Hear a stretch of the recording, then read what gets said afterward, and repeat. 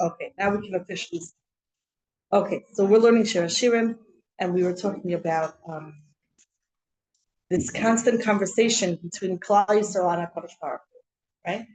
Where we're talking about our relationship, we're trying to define our relationship, we're trying to understand what exactly is going on here. So I think one of the last psukim we did was B'nei Imi Nicharubi, my mother's, my siblings, right?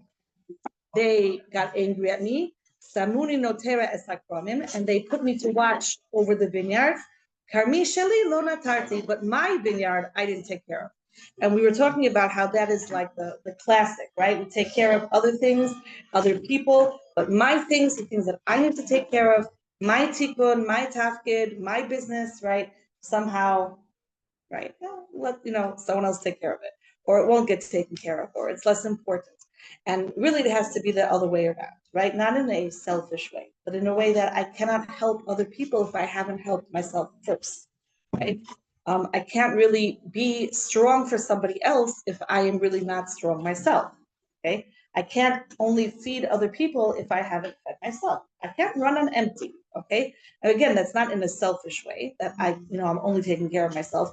It's just the practical aspect of it that if I don't do my stuff, I certainly can't help you with your stuff, right? Because I don't have anything to help you with. Okay, so this constant struggle, right, that everybody has of where is my things, right? Where is my lane and where is your lane? How can I stay in my lane? I want to help others, but I need to make sure that I am doing what I need to do and what my task is. Otherwise, I haven't done anything and got to come back and all that kind of horrible stuff. So we don't want to come back. We want to do our task once, finish it, move on to greater and better things, and that's it. So that was I think that was the last pasuk that we did. And then Klal Yisrael has a question, and maybe we started this pasuk also.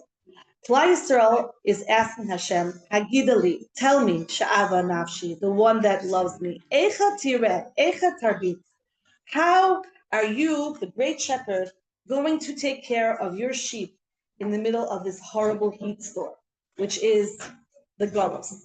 So, HaKadosh Baruch Hu, you're telling us that you love us. You're telling us that you're inviting us, remember, to the Suda, right? We don't just get to smell the good smells, but we get to serve a portion for ourselves. We have an invitation to come and sit down at the table. And Hashem, you're telling us that you love us, you love us, you love us. But then you're taking us into this gullus, which in the mashal is the sheep going into the heat. And how are you going to feed us? How are you going to take care of us, lie us down? How are we going to survive? How are the sheep going to survive this horrible heat, right? But Sahorayim, at the pinnacle of heat. Shlomo eyeh ka'otia al edrei chaverech. And then Hashem is going to answer. But before we get the answer, let's focus on what the question is, right? So Klal Yisrael is saying to Hashem, tell me. And the Kitzur Alshech says, Leida Eicha Tireh. And notice the word. What's the word that's being used here? Eicha. Well, we know this word Eicha. We're about to, we're almost Erev Tisha B'Av. We're going to read Megillat Eicha. What is the word Eicha? So Eicha comes all the way from gracious, from the beginning, right? Where Hashem says to Adam, Ayeka, right? And then Hashem says to Cain, uses the same lashon, right? Where is your brother, right? And then we find this again in Sefer Dvarim, where Moshe Rabbeinu is reviewing everything that happened, right? And he uses Eicha Esa. How am I going to carry all of their fighting and all of their? What happened is originally Moshe Rabbeinu, he's the only judge, right? So any little kitata that happens, sichsuch that happens between two people, and they want to know what does the Torah say, what's the halacha, they have to go to Moshe Rabbeinu, and he has this long line out the door, right? And so then Yisro comes, his father-in-law, and of course everyone loves advice from their father-in-law, and so Yisro says to him, well, this is not a good idea. Why don't you take underneath you, right, 10 men, train those 10 men really, really well, and each of those 10 men, right, takes 10 men and trains them really well, and then you've created a judicial system, okay? So, but when everybody was coming to Moshe Rabbeinu, so Moshe Rabbeinu, Eicha esa tarchechem masachem b'rivchem. How am I going to deal with all of your fights, right? All of your petty fights, all of your not so petty fights, all of your small playing sports, all of your big playing sports. Like, how am I? And the lashon he uses is eicha. So this word eicha, we can trace it. It's used, and what it means is ayeh kam. It's two things. First of all, where are you, and where are you vis-a-vis Hashem? Why are you not seeing your tzelem Elokim? When the word eicha is used, it's always used to come to create a question, which is how are you detaching yourself from your godliness, from God, from Hashem, right? When Hashem asks Adam Harisha in Gan Eden, right? Ayeka, where are you? Did Hashem not know where Adam was, right? Just to refresh memory, right? Adam eats from the Eitz Hadas, and then he hears the voice of Hashem going through the garden, and he hides, right? So Hashem says to him, where are you? Right now, obviously Hashem knows where he is, and Adam knows that Hashem knows where he is, right? Adam doesn't know where he is. Adam knows where he is. Adam doesn't know where he is, because what is Hashem saying to him? Why have you detached yourself from me, right? Why are you not defining yourself as a tzelem Elokim, as created in the image of God, as a godly being, as who you really are, as Adam, as this man, right? The man, Adam, right? Why are you now hiding from who? Yourself. Why are you hiding from yourself? So here, right, and that's the same thing with Cain. Hashem says to Cain, how did you do this, right? Where's Hevel, your brother, right? What'd you do with him? Okay. Never ask questions what someone did with their brother, right? You don't want to know the answer. Okay. Where is he? And the question is how did you separate yourself? How did you split, think of a split personality. How did you split yourself off? Not necessarily split personality, there's a concept in psychology called splitting, right? How did you split yourself off from your real identity? And that's the question of Eicha as well. So here, when we're talking about the Golus, Eicha tir'eh, Eicha tarbitz, what is Klal Yisrael really asking? Hashem, how are you splitting from us? Right? Why are you hiding from us? Right? The Golus is Hester Panim, right? So Hashem, why are you making it so difficult for us to see you? Right? Why is it going to be so difficult for us? And if it's going to be so difficult for us, how are we going to not just survive, but thrive? So Eicha Tarbitz, what's the game plan here, right? This doesn't make sense.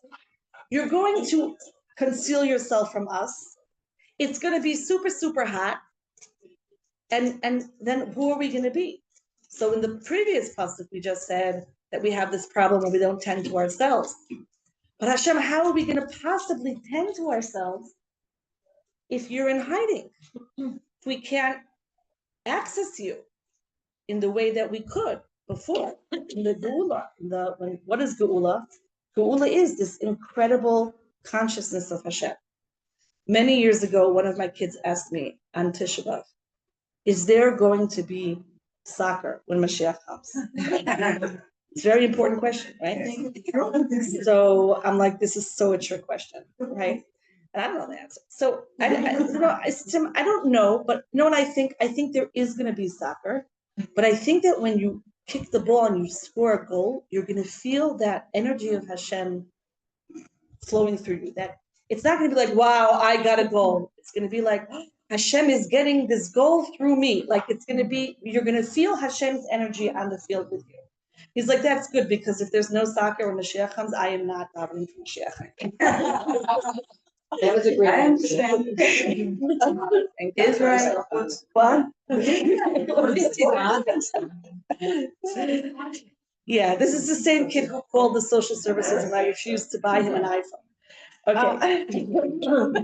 Literally did. He called up looked up the number in the phone book, called up the social services and said, Matzikim li babayit hazeh, which means that they're afflicting me in this house.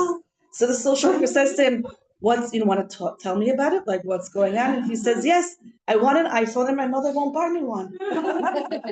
She says, "You have a very good mother."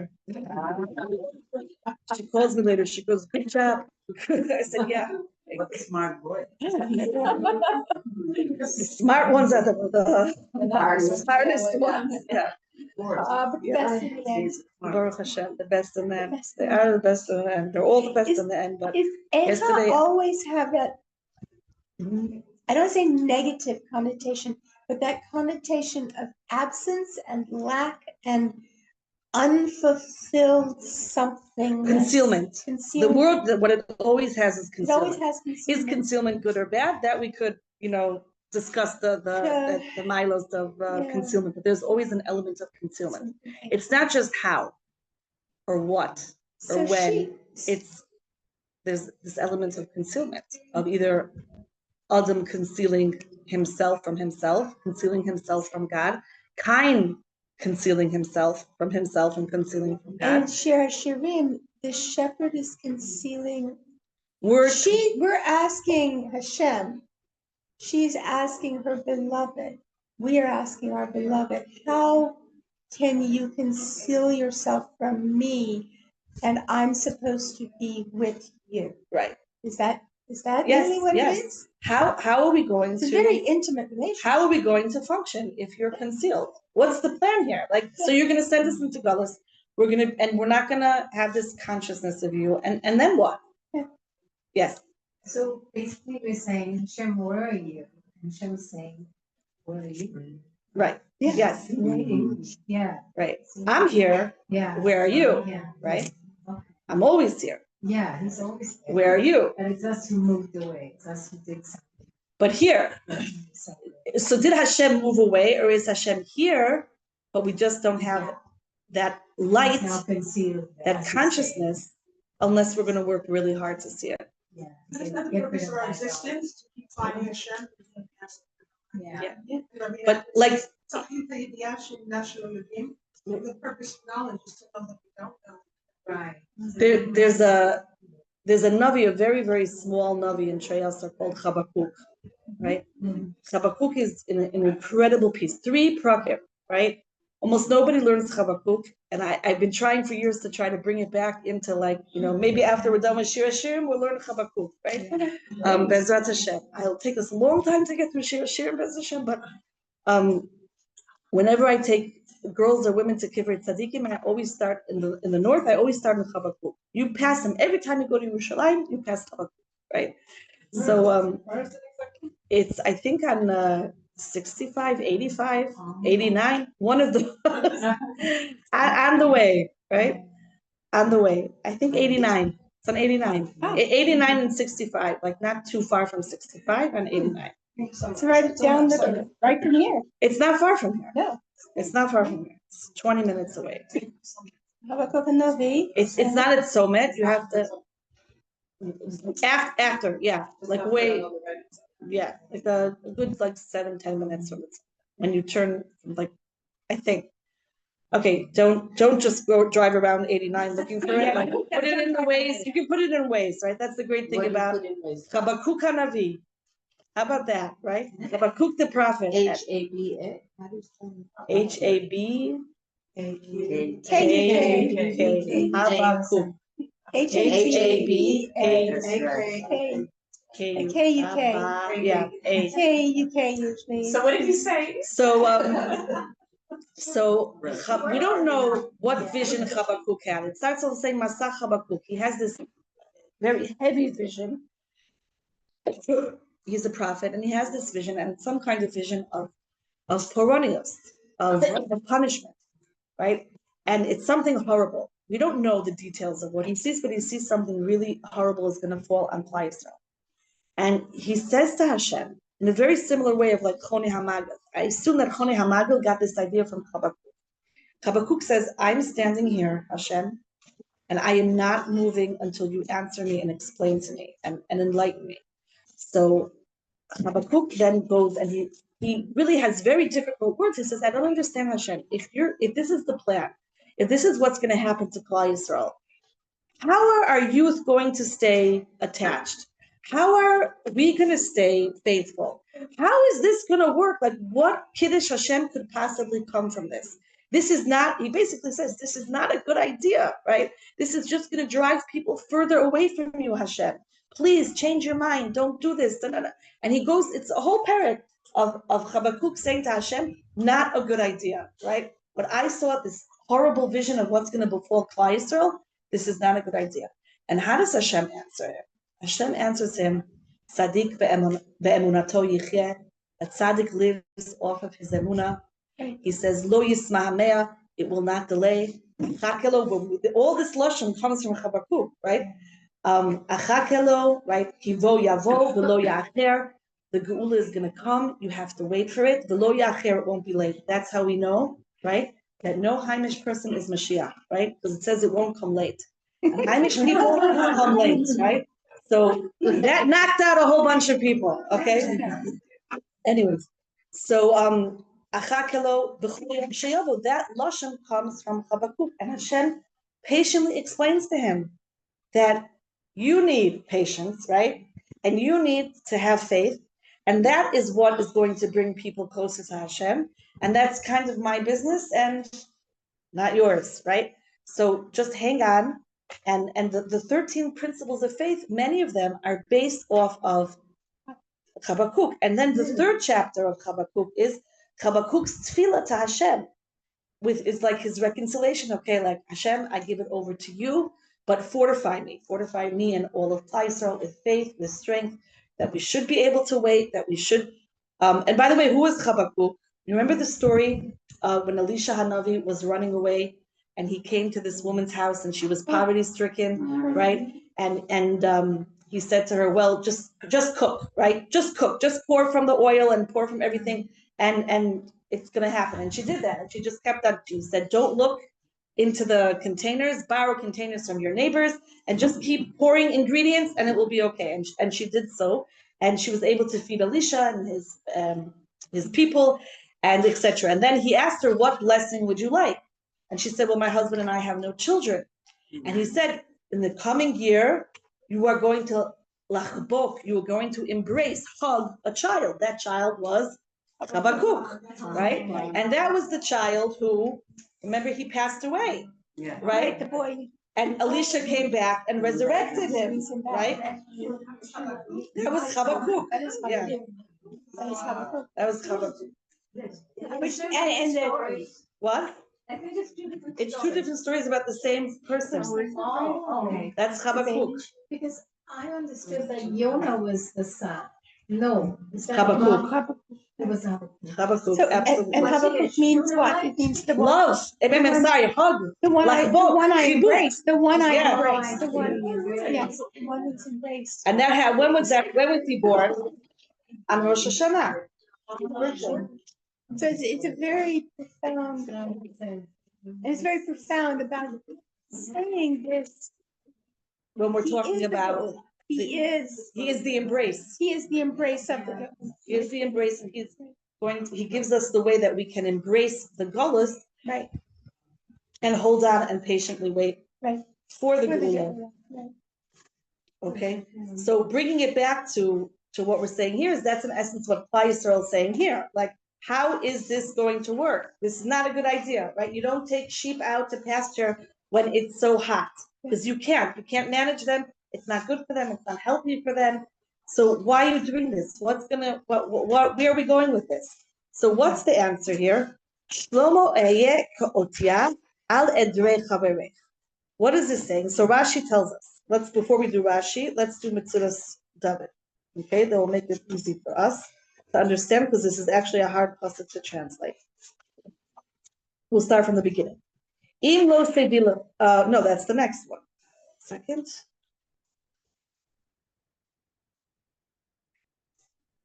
Hagidali, tell me. Be'elu tishlach amireha el hakashuk, v'tomar elav. Atem hakashuk shenafshi ohevet otcha. You who I love, who my soul desires. Hagidali, tell me. Ona tir'eh, how will you pasture the sheep? V'ona tarbitzim, and how will you lie them down? Be'etat tzoraim, at the time of the high heat. as he ha'et laharbin hatzon lanuach. That's the time in the Tzoharaim where you bring them in a shady place and put them to rest. Ube'elu tomar hodi'eni mikomcha. And what is she saying? Tell me your place. Tell me where you're going to be. Ve'avo, and I'll come ani elecha lirot imcha batzon. And what's Hashem's answer? You'll tell me where you're going to be, and I'll come pasture the sheep with you. Right? So where are you going to be? That's where I'll be. And I'll come pasture the sheep with you. It's unbelievable. It's so beautiful. Shlomo, asher lama eyeh kimishotetet ana ve'ana al edrei haroim chaverech lechapes ad asher emtzaech. Why should I have to, and now this is Klal Yisrael saying, I don't want to wander from one shepherd to another amongst the shepherds looking for you, right? I don't want to be in Gullus, right? I don't want to be. I don't want to be in Gullus, right? That's not where I want to be, right? That's not where I desire to be. I just want to be with you. I don't want to have to look for you. V'hanim shahu sha'amra tach libi ledat. I have glasses and it's so small. Tach libi ledat.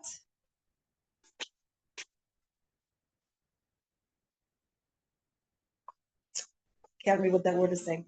Leman eyeh nimshechet acharecha v'duvuka b'cha. Tell me where you're going to be. What? I have, it's not helping. Tell me where you're going to be. And because I want to cling to you. I want to be there with you. Why do I have to wander all through it? Right? Why do I have to pass through all these other friends, all these other Roim who are nothing to do with me, right? Why do I have to live in all these countries that have nothing to do with me? Why do I have to live with all these people who have nothing to do with me? Why do I have to be under the shilton, the rulership of leaders who have nothing to do with me, right? I just want to be with you. Is it nothing to do with me or nothing to do with you? Nothing to do with me. She's saying nothing to do with me. Like, these aren't my shepherds. These aren't mine. This isn't my place, right? My place is with you. So Hashem answers back. Im lo sedilecha hayafa banoshim tziilach beikve hatzon uve'i es gediosayich al mishkenos haraim. It's just unbelievable how Hashem answers us. Hashem doesn't say where he's going to be. Hashem doesn't say, answer the question that we're supposedly asking. Hashem gets to the core issue here. And Hashem says, if you don't realize how beautiful you are, Hayafa banashim, that you are the most beautiful woman. If you don't realize this, Tzilach be'ikve hatzon, go in the path of the sheep. Re'i es gediosayich, see all of the young, the gedim, right? Al mishkenos haroim, in the huts of all the different shepherds. What is Hashem saying? Hashem's saying, what are we really concerned about? What we're really concerned about is that we're going to lose ourselves, right? I'm going to lose myself. I'm not going to be me. We're not going to be Klal Yisrael. We're not going to have this consciousness of Hashem. We're not going to be the chosen nation. We're not going to behave. We're going to lose ourselves. So Hashem says to us, do you not realize who you are? You can't lose yourself. Because you're Halyafa Banashim. You are the most beautiful. And if you don't realize how beautiful you are, go take a survey. If you don't realize that you are the chosen nation and you were gifted and given this special neshama and this special mission and this special role, well, go check it out and see that nobody else is, right? Go look. I have given to nobody beauty like I've given to you. And of course, what beauty is that? The beauty of the Torah, the beauty that we have a neshama, right? This higher neshama than other people, right? Other nations. That Hashem sanctified us to be his messengers, to be his representatives in this world. So you can't lose that, Hashem says. Wherever you go, the only way you lose it is if you hide it from yourself. And even that, it's not lost, it's hidden, which is the big difference. And that's the whole message of Eicha. Eicha, in Megillas Eicha, right? Haisa ke'almana. You were like a widow, but you weren't a widow, right? You thought you were. You felt like it. You felt that alone, but you weren't because HaKadosh Baruch Hu was here. So here Hashem is telling us, Dafka in the Golas, when you are wandering from one hut of the shepherd to a different hut of the shepherd, it is there that you are going to discover how beautiful you really are, how strong you really are, how amazing you really are, how this connection between us is something which can never be severed and never be broken, and that it's always, always there. So Hashem answered the question that we asked, which is, how is this going to work? Hashem addressed the underlying fear, which is, it's going to work because you can always make it work. That's your choice, right? It's not hiding from you. It's discovery. Right. Zelem Elohim. Tzelem Elokim. Exactly. It's interesting. We just in the other, who was in the other? You were when we were talking about seeing. This is that whole thing about the shepherd and about seeing and the ayin and the aleph. We were discussing a pasuk in Kel Roi. Roy. Yeah, Kel Roi. Kel Roi. Yud. And we're saying Hashem Roi. Hashem with an ayin. Right. And like how you Aleph and ayin can be The interchangeable. and the ayin always having that The implication. shepherds actually, shepherds they see. They supervise, right? So But they see, and that the whole thing is the concealment and the seeing. We will have the revelation of ourselves, of who we are in relationship to Kadosh Baruch Hu and the world. That's what Hashem says when He sends every neshama into the world. Lech lecha me'artzecha u'moladecha u'mibeit avicha. Just like Hashem, Sham Areka, I'll show you what you can be. I'll show you who you can be, right? Because the neshama says, I'm not going down into that world, right? I can't go into Galus, right? That's what is happening. The neshama is in redemption. It's Tachat Kisei HaKavod. It's underneath the heavenly throne. And Hashem says, you're going to go into the materialistic world. And the neshama says, no way, I can't do that, right? I can't go into this world. I can't function in this horrible place. And Hashem shows the neshama all of its nisyonos, right? And so the neshama looks and says, no way I can do that. No way I can live with these people. No way I could go through this. And the neshama starts protesting, right? All these heavenly hafganot, right? And Hashem says, you're going to go, go from the place of your land, which is heaven, right? And you're going to go you're going to leave your father's house, that's Hashem, El Haaretz, right? Asher Arefa, and I'm going to show you that you can live in the Golos, and you can live in this physical world, and you can maintain a connection to HaKadosh Baruch Hu, right? One of the most important components of our personality is that we are resilient, right? Klal Yisrael has grit, Klal Yisrael has resilience, Klal Yisrael is stubborn, right? And these are all very, very good things. I think I shared with you last time. Same kid, talking about that kid a lot today, right? His social worker from the GAN calls me to come in for a meeting, right? And she tells me, oh, he's very stubborn, right? So that's great, right? Why is that great? Like, you obviously don't know what the word akshan means, right? So she starts trying to explain it to me in English, but I speak Hebrew very well. I know what akshan means. It's wonderful, right? It's wonderful. That's the test. How do we know that somebody is really Jewish when they come to convert? They have to prove that they're stubborn, right? Once they prove that they're stubborn, then we know they're part of the tribe, right? Bring them in, right? You're stubborn, you're one of us, right? Welcome home. So that is literally the litmus test. Are they stubborn? Okay. That's right. You mean because they get turned away? Turned away, sometimes? right? And they have to prove that they don't take no for an answer. They're stubborn, right? That's how you get in. I'm a That's Jew with a halakhic problem, and you're going to solve it. That's it, right? Yeah. It is. The spirit is divine chutzpah. It's resilience, it's grit, it's determination, stubbornness, all coming from the same place, the holy place, right? The holy place of all those things. So that is the bottom line of what HaKadosh Baruch Hu gave us. That is the neshama. The neshama is Magen Avraham. Hashem put this special shield around it, and that's it. It can't be consumed. It can't be destroyed. It can't be eroded. nothing can happen to it. Rabbi Nachman has this. It's a very complicated Torah, and maybe we'll, in another opportunity, learn through it. La'omek. It's a Torah that he has that people have written Sfarim on this Torah. Okay, that's how deep it is. So he has a Torah about the 3 weeks. Okay, and just taking out one piece of it, which is relevant to what we're saying now, is that there's a city in Klal Yisrael, in Eretz Yisrael, which is called Luz, right? And you're going to say, wait a second, I know that word Luz, right? We'll get to that in a minute. Luz means a nut, right? But besides for that, you know it because there's also the Luz bone, right? Which is the bone of the Malava Malka, feeds and nourishes, and it's very connected together to it. So there was this city Luz that nobody could conquer it, right? Couldn't figure out how to conquer it. And in the end, they found that they found this person, and the person told them the secret way to get into Luz, right? But Luz was a place which was unconquerable, couldn't be conquered. Luz is the bone in the body which cannot be destroyed.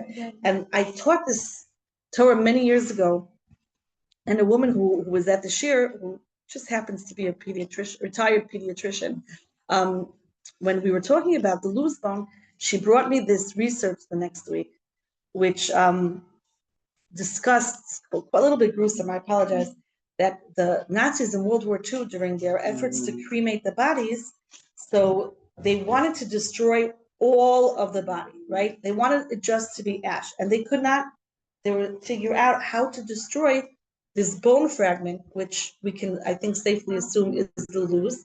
So they tried higher temperatures, and there was always this bone fragment that remained. And they tried different chemicals, and there was always this bone fragment that remained. There is a part, so think of all the people, Hashem Yishmor, that were killed, right? And they were cremated, right? And you think they weren't buried, they actually were, because the Luz bone, which is where all the Tchias HaMesim is going to happen from, cannot be destroyed. That is representative of the neshama, which cannot be destroyed. It's representative of the nishmas Klal Yisrael, that Klal Yisrael as a nation cannot be destroyed. Why I was away in America, a very close friend of ours, families, my sons, our friends, mine. Her son was killed in Gaza. A boy named Moshe Noel. And I missed the Shiva, but yesterday I got to spend some time with his mother. And I want to share, it's very relevant to what we're talking about. I want to share just a little bit about this boy, 21 years old. If we're talking about being grit, resilience. He had dyslexia, very, very severe dyslexia. And first of all, before I talk about that, he was a kid that everybody loved. My son, who learned with him in 8th grade and 9th grade and 10th grade and a drop of 11th grade, until Corona hit, they learned together, and some of our other boys learned together in Chabad. So he was a kid that everybody loved him. Like you said his name, the kids had like this way of saying his name, Moshe, right? Like, because every time you said his name, everybody just smiled. He was, in Yiddish, you call it a bechein to kind. He just had this incredible chen of just being, everybody loved him. Like it was like, I can't explain it, how he just, wherever he went, he was loved. You saw him, if you see a picture of him, you just be like, oh, he's so cute. Like he's just this little teddy bear. She actually told me a story yesterday when I told her, I said, he was just like everybody's teddy bear. And he gave these really big hugs. So at one point, when they were having some kind of circle time with their mifaked, which is not circle time in God, it's like serious business. So the mifaked was upset about something, right? And he was, going on and on and on. And so Moshe just like came over and gave him this huge bear hug. It's like, it's okay, and he got in trouble for it later, but it kind of like, calmed everybody down and put them back in like a better mode. One other thing before I get on to talk about the point that's connected that she told me that I just thought was so amazing was that 4 hours before he was killed, he called her from somebody else's phone. She almost never answers unidentified numbers, but she just answered. And he said, Mommy, I just want to let you know I'm okay, right? Everything's okay and I'm okay. That was the last last parting words that she got to hear from her son is, "I'm okay and everything's okay. Everything's gonna be okay." What? His neshama So he was very dyslexic, and despite being very dyslexic and not being able to read in 8th grade and 9th grade, he was here in Kfar Zeitim with my son, not far from here. I see it from my house. Rav Frank, amazing mechanech, Rav Yakir, Hasik. They taught him how to read. He learned how to read. And he was reading and writing and everything by the time he graduated in the army and everything. But when he came to 9th grade, he still didn't know how to read. And every day, never missed a minyan, put on tefillin, sat with the siddur open, and just said whatever he knew by heart.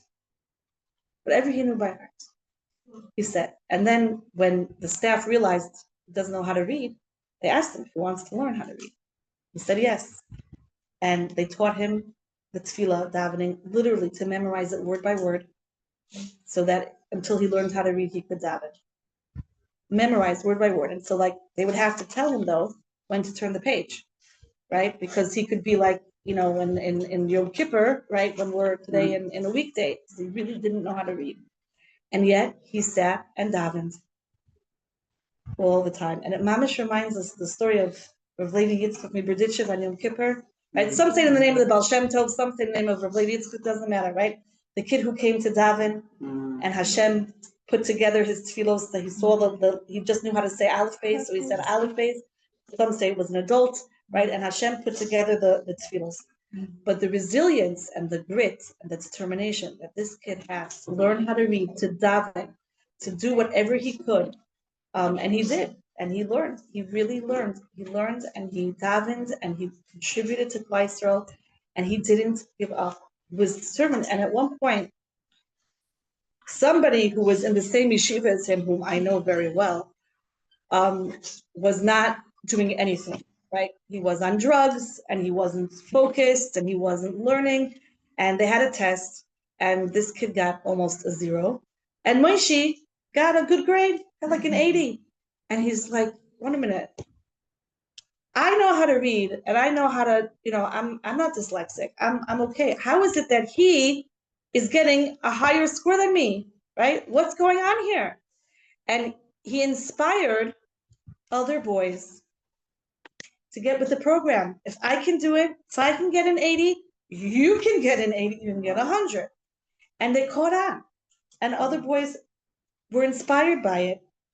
Stop using drugs because you can't, even if you're smart, you can't get a good mark on a test if you got mindful of that toxin. Got clean, were inspired by him to actually buckle down and start learning, start studying. He was really a special soul. And now he's in Shamayim, davening for us at Aleph Beis, should be a Meilutz Yosher for all of Klal Yisrael, for his parents and his siblings, family.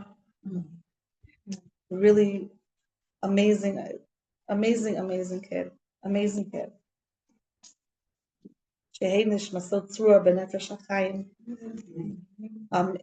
going to be sending around later. I'll post it through Judy.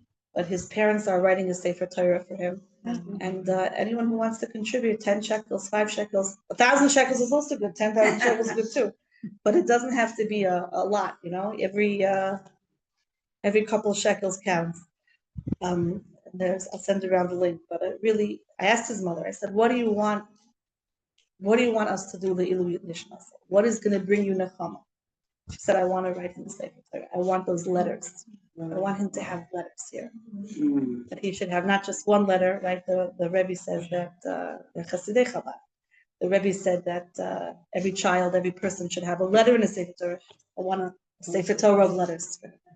Whole Sefer Torah. So Shai Grach already gave them $10,000, so they have a good start. And trickling in the rest will, Bezrat Hashem, Klal Yisrael comes together, everyone gives a letter. We have 600,000 letters. We're there, right? Bezrat Hashem. Bezrat Hashem. Okay, what time is it now? 10 to. 10 to. Okay, so we'll do a drop more. The next psukim are HaKadosh Baruch Hu telling Klal Yisrael, describing to Klal Yisrael their unique and special beauty. Okay, so I said you're the most beautiful, but Hashem doesn't stop there. I said you have this special, amazing neshama that can't be broken, that can't be destroyed, that will always be available to be rejuvenated.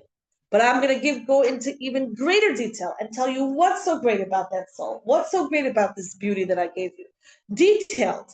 So Hashem says in the next pasuk, the susasi b'richvei paro d'misich rayasi.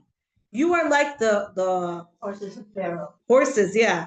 They use these fancy words, for horses. You're like these steeds, I think the word is. Steed, yeah. Steeds. That's like Steeds. Yeah, that's like a bounding horse. Yeah. Special kinds of horses, right? It also means reliable. A reliable horse, Your like steed steady. It's Yeah. always there. It's Yeah. always ready to go. Steadfast. It's got They didn't just pick that word to translate it. Steed is a steed's a good horse. Okay. A trusty steed. So Yes. those are the horses. Reliable.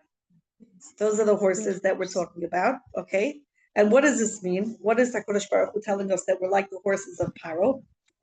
HaKadosh Baruch Hu Omer LiYisrael, Re'u hatovot she'asiti lach meyom hayoscha legoy. See the great good that I have done for you from the day that you have become a nation. Miyom hotziach miMitzrayim, from the days that I took you out of Mitzrayim. L'susasi b'richvei Paro, like the steeds in Paro's chariots. Hasusim halalu asher li hema, those horses which belong to me, Hashem says, asher anoichi birasim, I created them. Uparo lakham b'kashram b'richbo, and Paro took them, and he harnessed them to his chariot. Liyasea in my hand, to travel with them. Liyilachem negdi, to fight against me. Ko dimisich rayasi, hishveiti oscha lahem, I am comparing you to them. Ki mishali chatasali. Halo anoichi nasati lecha bizas Mitzrayim or bizas hayam. What does Hashem say? You're just like those horses. I created you, and yet you all the time do these bad things to me, right? Mhm. You rebel against me. You come to fight with me. You don't trust me. You challenge me, right? You did the Chet HaEgel. You did the Chet HaMeraglim, right? We just finished. We're going to finish Sefer Bamidbar. A lot of complaining in Sefer Bamidbar, right? A lot of complaining in Sefer Bamidbar. Idol worship, right? You always say, but yet, what did I do for you? What did I do for you? I gave you the Bizas Mitzrayim. So you come against me, and what do I give you? I give you gifts. I give you goodness. You send to me rejection, and what do I send to you? Matanot, gifts. Biza. So even when you're rebelling against me, right, I still see you as beautiful. You're my creation, and I'll always love you. Okay, that's what the Alshech-Join says. And the next pasuk says, Na'avu l'chayech batorim. These are a little bit hard pasukim to translate. Na'avu means beautiful. L'chayech is cheeks. Batorim is rose, and it's an inference for rows of gems. Savarech bacharuzim, and your neck is decorated with beads. Okay, so what is this saying? Na'avu l'chayech batorim b'pninim umargolios. You're decorated in your cheeks, right? I don't know if they had cheek piercings then, if that's a thing, right? Or if it was like one of those, crowns that comes down. Right. You know what I'm talking They were about? cheek pieces. Cheek pieces. Is that what it's called? But they also in the fashion, there was a fashion for a crown, and it had these pearls that looked like payos, and may be a reference almost to that. But you see these decorative hangings by the cheeks. Yeah, something like on that. the crowns of the women. Okay, we're gonna move. Okay, the pnimim umar galios with pearls and gemstones. Right. Savarech bacharuzim b'kashuri avonim tovot. You have all these beautiful necklaces and gems. Okay, so you have these rows and they're all beautiful. What is it coming to tell us? Nimlachnu ani ubeis dini. Lifnei ba paro, shasienu v'echzek et libo lirdov acharecha im kol sheva im ze otzotav. Hashem says, what did I do for you? I made Paro's heart hard so that he would chase after you with all of his treasures, right? And who would end up getting them? You, right? So who's going after you? Paro is chasing us. But what did Hashem say? I made sure that his heart would be hardened so that he would think, oh, I'm for sure going to win, so I can bring my full display of treasures. In order to do for you, in order to create for you this opportunity that you would have all of these gems. And you already had, right? It's not that you didn't have. When you left Mitzrayim, you had a lot, but I wanted you to have even more. And